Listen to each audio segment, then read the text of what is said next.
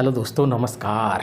मैं S Chauhan, superstition solutions इस channel पर आप सभी का स्वागत है। हमारे देश में बाबा लोग, महाराज लोग, पाखंडी लोग महिलाओं को किस प्रकार से बेवकूफ़ बनाते हैं और खुद को भगवान का अवतार मानने वाले, अलौकिक शक्ति का दावा करने वाले नागपुर छोड़कर कैसे भागते हैं, उस हैंडसम महाराज की कहानी मैं अभी आपको बताऊंगा। हैंडसम यह नाम मैंने दिया है उसको। तो एक बार यूँ हुआ कि मुंबई से नागपुर की ओर जाने वाली कलकत्ता मेल में उमेश बाबू चौबे जी बैठे थे और अमरावती के बडनेरा रेलवे स्टेशन पर जब ट्रेन रुकी उस वक्त प्लेटफार्म पर बहुत सी महिलाओं का झुंड दिखाई दिया और आगे एक हैंडसम बाबा आ रहा था। जहाँ पर जिस बोगी में उमेश चौबे जी बैठे हुए थे, उसी बोगी में स्लीपर कोच में हैंडसम बाबा आ गए। बातचीत हुई थोड़ी सी, लेकिन उस वक्त बाबा का बहुत ही अलग नज़ारा था। Denting, painting, finishing. उनको विदा करने के लिए महिलाओं का झुंड, बहुत से लोग, ऐसा लग रहा था कि कोई अंतरी मंत्री, बहुत बड़ी व्यक्ति विराजमान हुई है रेल में। जब वो रेल में बैठे तो सब लोग उनको देख रहे थे। उमेश चौबे जी ने भी उनको कहा कि बगल की सीट खाली है, यहाँ पर बैठ जाइए। तो उनके चेले आसपास में बैठ गए कुछ समय तक के, वो भी बैठे यहाँ पे। और बाद में उमेश चौबे जी को पता चला कि ये बाबा तो बहुत बड़ा बाबा दिखाई दे रहा है और इसका काम क्या है ये भी ढूंढना पड़ेगा। बातों बातों में टाइम पास हो गया। फिर ट्रेन नागपुर पहुंची। जैसे ट्रेन नागपुर पहुंची उस वक्त उमेश चौबे जी को श्याम मानव जी ने फ़ोन किया और उनको बता दिया। उमेश चौबे जी ने कहा कि क्या बात है मानव जी। तब श्याम मानव सर ने उनको कहा कि अमरावती से कोई हैंडसम बाबा आ रहा है, उनकी मुलाकात लेनी है। इन्होंने कहा कुछ दाल में काला है क्या? मानव सर ने कहा हाँ, पूरी दाल ही काली दिखाई दे रही है, उनसे बात करना है, भंडाफोड़ भी करना है। इन्होंने कहा ठीक है, कहाँ पर आना है? तो इनको एड्रेस बताया गया। इधर उधर से इन्होंने एड्रेस ढूंढने का प्रयास किया। उमेश बाबू के साथ में नारायण गौर और रमेश गौर थे। निश्चित एड्रेस पर पहुंच चुके थे जहां पर बाबा का डेरा था। वहां पर पहले से ही मौजूद श्याम मानव जी, हरीश देशमुख जी, सुरेश अग्रवाल जी, नितिन चौधरी जी और अनिल ढगे जी थे और अन्य अनीस के, अभा अनीस के सदस्य उपस्थित थे। भीड़ लगी हुई थी और इस बाबा को मानने वाले राजस्थान के जो रामस्नेही पंथ के लोग हैं वो ज़्यादातर है। ये जो हैंडसम बाबा है महिलाओं के बीच में बैठा था, बातचीत कर रहा था। श्याम मानव सर और टीम ने उनको कहा कि हमें मुलाकात लेनी है। उन्होंने पहले तो इनकार कर दिया, मेरे पास कोई टाइम नहीं है, ऐसा कहा। लेकिन इन्होंने उनको कहा कि इस काम के लिए हम आए हैं और वो काम बहुत ज़रूरी है।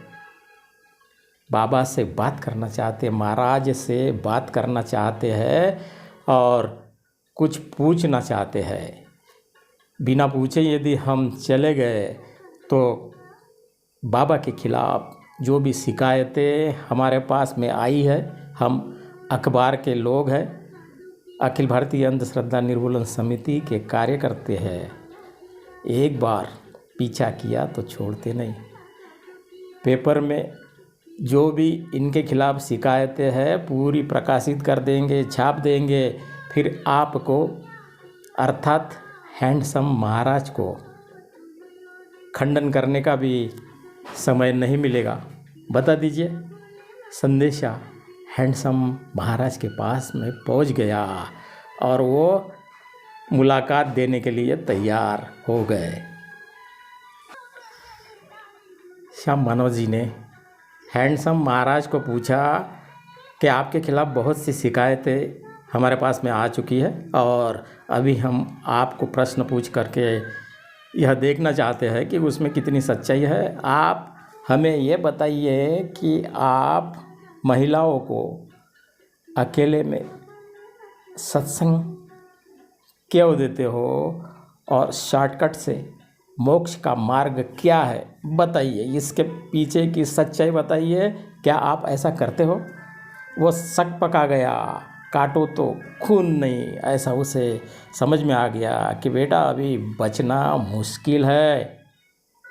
फिल्म के आखिरी में जो खलनायक होता है उसकी कैसी पिटाई होती है और उसकी पहले चलती नहीं है, पहले तो बहुत चलाता है वो खलनायक। इसी प्रकार से हैंडसम महाराज चुप हो गया। उसने सवाल सुना और उसने कहा कि नहीं, मैं ऐसा नहीं करता।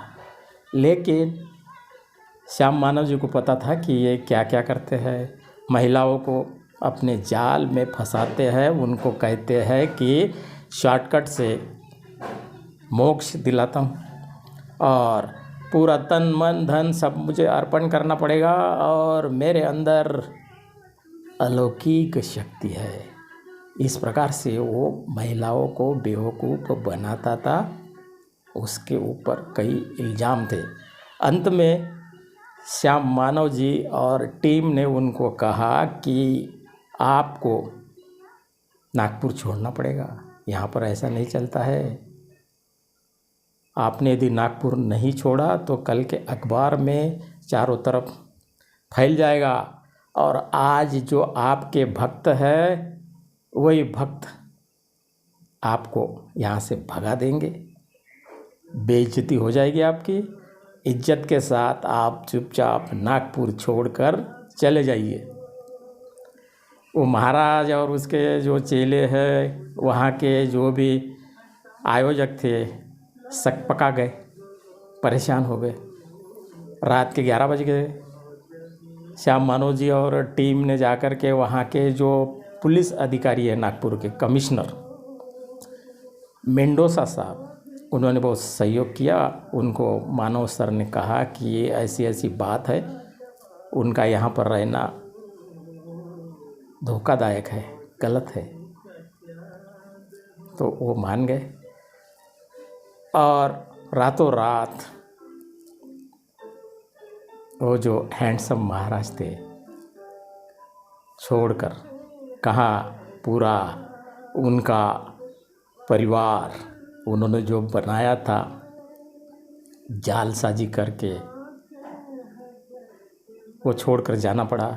लेकिन जब वो जा रहे थे उसके पहले नज़ारा अद्भुत था। वहाँ पर एक से बढ़ कर के एक महिलाएं वहाँ पर उनका गला पकड़कर रो रही थी, जैसे शादी में अपने लड़की को विदाई देते वक्त घर के सदस्य रोते हैं, गले मिलते हैं। लेकिन यहाँ तो माहौल अलग था, क्योंकि ये बाबा महिलाओं के लिए अच्छा नहीं था।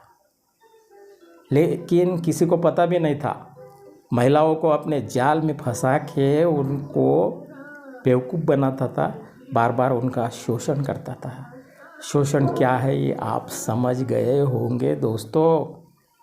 बहुत से बाबा आज भी ऐसा ही करते हैं। जो ईमानदार बाबा है उनको आप ढूंढिए, लेकिन ऐसे ढोंगी, पाखंडी, जालसाज, ठग, महाठग महाराज, महाराज का मेरा मतलब है सभी धर्मों के ढोंगी पाखंडी लोग ऐसे महिलाओं का शोषण करते हैं।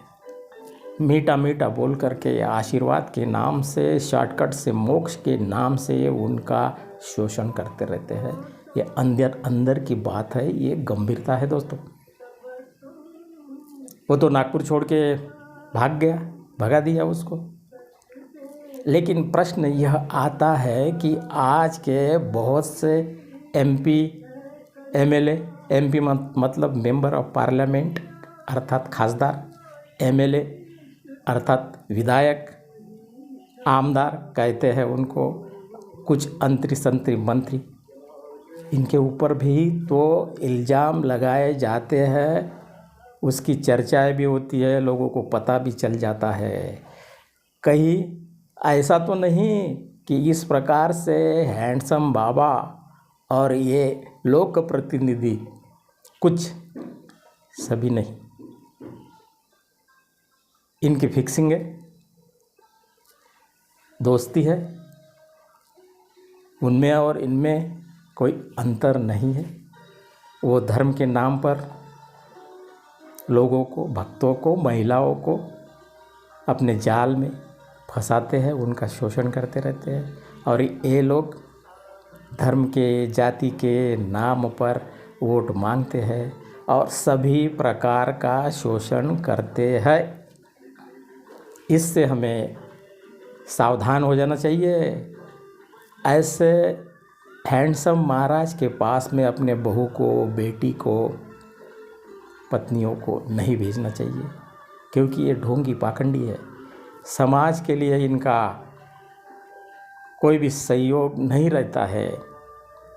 अंधभक्त अंत में परेशान हो जाते हैं, इनका समय बर्बाद होता है, पैसा बर्बाद होता है, कभी कभी भगदड़ में मर भी जाते हैं। इसलिए भक्तों ने सावधान हो जाना चाहिए दोस्तों। जादू टोना विरोधी कानून बनाया गया है 2013 में। उसमें ऐसे बाबाओं पर किस प्रकार की कार्रवाई हो सकती है, ये मैं आपको पढ़ के दिखाता हूँ। जादू टोना विरोधी कानून 2013 अनुसूची का आर्टिकल है 11 क और ख। इसमें क्या लिखा है यह पढ़ के बताता हूँ। 11 क, इसमें कहा गया है कि खुद में अलौकिक शक्ति है, या मैं किसी का अवतार हूँ, या मुझ में पवित्र आत्मा है, यह कहकर या अपने वश में आए हुए व्यक्ति को पिछले जन्म में तुम मेरी पत्नी, पति या प्रेमी हो, ऐसा कहकर उसके साथ यौन संबंध बनाना बहुत गंभीर है। और इसी में ख में पार्ट में आगे कहा गया है कि किसी निसंतान, जिनको बाल बच्चे नहीं है, ऐसी महिलाओं को अपने अलौकिक शक्ति से बच्चा पैदा करने का दावा करके उसके साथ यौन संबंध प्रस्थापित करना। मतलब यौन संबंध प्रस्थापित करना ये उनका उद्देश्य रहता है, लक्ष्य रहता है। पैसा कमाना भी रहता है और फेमस होना भी रहता है। इसलिए बाबाओं की तिरछी नज़र सुंदर जवान महिलाओं के ऊपर रहती है। ये अंदर की बात है दोस्तों। संत कबीर जी ने कहा था कि मन न रंगायो रंगायो जोगी कपड़ा, दड़िया बढ़ाई के जोगी ले गए लो बकरा। ये दिखावा करते हैं, ऊपर से कुछ और अंदर से कुछ और होते हैं। और आगे संत कबीर जी ने ये कहा था कि दाढ़ी मूछ मुंडाई के हुए घोटम घोट, मनवा काहे नहीं मुंडत, उसी में सारी खोट। ये झूठे रहते हैं, ये मक्कार रहते हैं, ये हमारे चारों ओर घूम रहे हैं। इनको हमने पहचानना चाहिए। सत्य के लिए, सच के लिए मेरे चैनल को सब्सक्राइब कीजिए, वीडियो को लाइक कीजिए, शेयर कीजिए और सभी भक्तों को सावधान कीजिए। उसी में समाज की भलाई है दोस्तों। कल ऐसे ही भंडाफोड़ की घटना लेकर आता हूँ, तब तक के नमस्कार और धन्यवाद।